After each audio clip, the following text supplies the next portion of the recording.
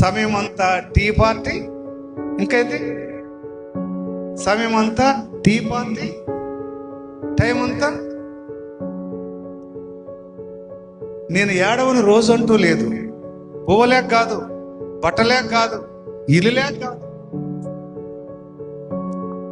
రండి నేను డబ్బు సంపాదించుకోలేక కాదు, దేవుని సేవలోకి వచ్చింది. కోట్లు సంపాదించే తెలివి జ్ఞానం దేవుడు నాకు ఇచ్చిండు. కానీ వాటికంటే విలువైనది తెలుసా?